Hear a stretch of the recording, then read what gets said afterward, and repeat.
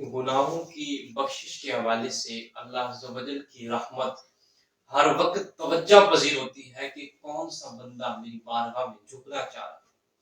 اللہ عز و جل کو اپنی بارگاہ میں جھکنے والا بندہ بڑا پسند ہے۔ حضور نے فرمایا میں اللہ کا حبیب، فرمایا کہ جو جوان جوانی میں اللہ کی بارگاہ میں توبہ کرے گا، فرمایا وہ بھی اللہ کا حبیب ہے۔ یہ رات اللہ تعالیٰ نے شب برات کی ہم جیسے کمزوروں کو عطا فرمائی ہے، اور اس کا صرف سبب یہی ہے کہ اللہ تعالیٰ کسی ذریعہ سے، کسی وسیلے سے ہم جیسے کمزوروں کو، ہم جیسے گناہگاروں کو جنت میں اعلیٰ مقام عطا فرماتا ہے۔ شب برات یہ ایسی رات ہے کہ جس میں جو اللہ کے نیک بندے ہیں یہ اپنی نیکیوں میں اضافہ کرتے ہیں، اور جو ہم جیسے گناہگار بندے ہیں یہ اپنے گناہوں کو مٹانے کے لیے اللہ کے حضور دعائیں اور التجا پیش کرتے ہیں۔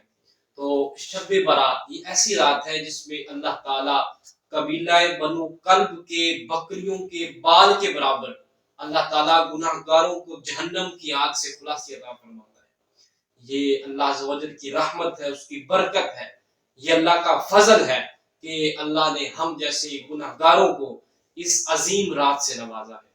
اللہ تعالیٰ بغیر حساب و کتاب کے قبیلہ بنو کلب کے بکریوں کے بالوں کے برابر سے مسلمانوں کو جنت کا مالک بنا دیتا ہے۔ یہ اس کی رحمت ہے، اس کا کرم ہے، اور اس کا جود ہے، اس کا فضل ہے اپنے اس کمزور اور ناتواں بندوں پر۔ آج ہمارے پلے کیا ہے؟ ہمارے پلے تو صرف ایسے اعمال ہیں جو ریاکاری کا شکار ہے، اس کے علاوہ ہمارے پاس کچھ نہیں ہے۔ اگر ہم اپنے اندر جھانک کے دیکھیں تو سوائے شرمندگی کے اور پریشانی کی ہمیں کچھ نظر نہیں آئے گا، لیکن جب اللہ عز و جل کی بارگاہ کی طرف رجوع کرتے ہیں تو دل باغ باغ ہو جاتا ہے۔ یہ اللہ کی رحمت ہے، اللہ کا فضل ہے۔ یہ ایک ایسی رات ہے کہ جس میں ہم اپنے گناہوں کو اللہ کے حضور بخشوانے کے لیے وسیلہ پیش کر سکتے ہیں۔ تو دعاؤں کے ذریعے، توبہ و استغفار کے ذریعے، نوافل کے ذریعے اور اللہ کے حضور گیت گرانے کے ساتھ ہم اپنے گناہوں کی بخشش طلب کر سکتے ہیں۔ وہ ایک بچہ تھا، کوئی چیز تھالی میں رکھ کے بیچ رہا تھا، تو راستے میں بزرگ بیٹھا تھا ایک، اور ساتھ میں کچھ لوگوں کو بٹھایا ہوا تھا، ایک مجمع بنا ہوا تھا۔ تو بزرگ نے کہا کہ بیٹا کیا بیچتے ہو؟ تو وہ بچہ کہتا ہے کہ بابا جی میرے پاس پتیسا یا مٹھائی یا اس قسم کی کوئی چیز ہے۔ تو آپ نے فرمایا کہ جتنے آدمی بیٹھے ہیں نا اور ان سب کو بانٹ۔ وہ بچہ بڑا خوش ہوا کہ سارا دن مجھے تھکنا پڑنا تھا، اتنی محنت کرنی پڑنی تھی یہ سامان کو بیچنے کے لیے، تو میرا مال اس وقت اور فوراً ہی بک رہا ہے، تو اس سے بڑی خوشی کی کیا بات ہوگی۔ وہ بچہ گیا اور سارا مال اس نے جو مٹھائی وغیرہ تھی ان اشخاص میں تقسیم کر دی۔ تو بابا جی کی بارگاہ میں آ کر عرض کرتا ہے کہ بابا جی میرے پیسے دے دیں۔ تو بابا جی نے فرمایا کہ بیٹا یہاں بیٹھ جاؤ، تمہیں پیسے دے دیتے ہیں۔ وہ بیٹھ گیا اس غرض سے کہ جو ساتھی بیٹھے ہیں شاید ان میں سے کسی کو کہیں گے کہ جاؤ پیسے لے آؤ اور اس کو دے دو۔ وہ بیٹھ گیا، کچھ دیر گزری، 10 منٹ گزر گئے، تو جب اس کو کسی طرف سے کوئی جواب نہ ملا تو بابا جی سے کہتا ہے کہ بابا جی میرے پیسے دے۔ بابا جی نے کہا بیٹا یہ دیکھو یہ جو سارے بیٹھے ہیں نا یہ پیسے لینے کے لیے ہی بیٹھے ہیں مجھ سے، تو جب میں ان کو دوں گا تو تمہیں بھی دے دوں گا، بیٹھ جاؤ۔ تو جب اس بچے نے یہ سنا تو وہ رونے لگ گیا، کہتا ہے کہ بابا جی آپ نے کیا میرے ساتھ مذاق کیا ہے؟ جو یہ میں نے مٹھائی ان کو پیش کی ہے، جو پتیسا وغیرہ میں نے ان کو دیا ہے، یہ میری ماں نے مجھ کو بنا کے دیا ہے۔ تو ہمارے گھر کا جو چولہا ہے وہ صرف اسی بنا پر چلتا ہے کہ جو مال و متاع میں اپنی محنت کی کمائی سے لے کر اپنے گھر جاتا ہوں تو اس مال کے ذریعے سے ہم اپنا پیٹ پالتے ہیں۔ تو یہ جو آپ کے ہاں یہ صاحبان بیٹھے ہوئے ان میں سے کوئی اعلیٰ وعدہ منصب کے ہوں گے، کوئی سیٹھ ہوگا، کوئی چودھری ہوگا پنڈ کا، تو حضور میرے پاس تو صرف یہ ایک مٹھائی کا ٹوکرا تھا جو میں بیچ چکا ہوں، جو میں نے ان کی خدمت میں پیش کر دیا ہے۔ تو وہ بچہ رونے لگ گیا۔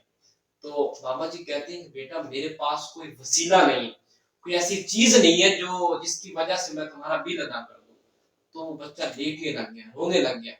اسی اسنا میں ایک شخص آیا، اس کے پاس ایک تھیلی تھی دیناروں کی بھری ہوئی، اس نے بابا جی کی خدمت میں پیش کی، کہتا ہے حضور یہ نذرانہ ہے، قبول فرما لیں۔ بابا جی نے لیے اور جو صاحبان بیٹھے ہوئے تھے ان سب کو قرض ادا کر دیا، اور اس شخص کو بھی جو چھوٹا سا بچہ تھا جن سے مٹھائی لی تھی اس کو بھی آپ نے پیسے دے دیے۔ تو جو اشخاص پہلے بیٹھے ہوئے تھے وہ بڑے تعجب سے پوچھتے ہیں کہ بابا جی ایسی کیا وجہ ہے کہ ہم تو صبح کے بیٹھے ہوئے ہیں اور دوپہر آن پہنچی ہے اور کوئی وسیلہ ایسا نہیں بنا جس سے ہمارا قرض ادا ہو، تو یہ بچہ آیا ہے اور 10 سے 15 منٹ میں کچھ سبب بن گیا جس کی وجہ سے آپ نے اس کے پیسے بھی ادا کر دیے، ہمارے پیسے بھی ادا کر دیے، ایسی کیا وجہ ہو؟ تو ہم اپنی زندگی میں چینج لانے کے لیے یہ جو الفاظ ہیں انہوں نے فرمائے یہی کافی ہے۔ وہ فرماتے ہیں کہ بیٹا تم صبح سے تو بیٹھے ہوئے تھے لیکن تمہارے درمیان ایسا کوئی شخص نہیں تھا جو روئے اور جو گر جائے، تم میں کوئی شخص رونے والا نہیں تھا، اس وجہ سے سبب لیٹ پہنچا۔ تو ایک کے رونے سے تمام کے کام سیدھے ہوتے۔ تو اللہ عز و جل کی بارگاہ میں ہمیں اس رات میں گڑ گڑانا ہے، اس رات میں رونا ہے، اللہ عز و جل کی بارگاہ میں اپنے گناہوں کی خلاصی چاہنا ہے۔ حضور علیہ الصلوۃ والسلام مسجد نبوی میں تشریف فرما تھے اور ایک شخص مسجد نبوی کے کنارے پہ لگ کر یعنی مسجد نبوی کے گوشے میں بیٹھا ہوا تھا اور اللہ عز و جل سے کچھ اس انداز سے دعا کر رہا تھا، اللہم انی اسألک یا اللہ الصمد لم یلد ولم یولد، کہتا ہے کہ یا اللہ میں تجھ سے اس لیے سوال کرتا ہوں کہ یا اللہ تو میرا رب ہے۔ اب کوئی بیٹا اپنے باپ سے جب اسکول جاتا ہے تو پیسے لیتا ہے اور کہتا ہے کہ ابا جان تو میرے باپ ہے، آپ میرے والد صاحب ہیں، تو اگر میں آپ سے نہیں مانگوں گا تو کس سے مانگوں گا؟ تو وہ اپنے باپ سے مانگتا ہے تو باپ اس کو عطا کرتا ہے، کیوں؟ کیونکہ اس کا اس کے ساتھ رشتہ ہوتا ہے، اس کا ایک اس کے ساتھ تعلق ہوتا ہے، اس وجہ سے وہ دے دیتا ہے۔ تو وہ بندہ کیا کہتا ہے؟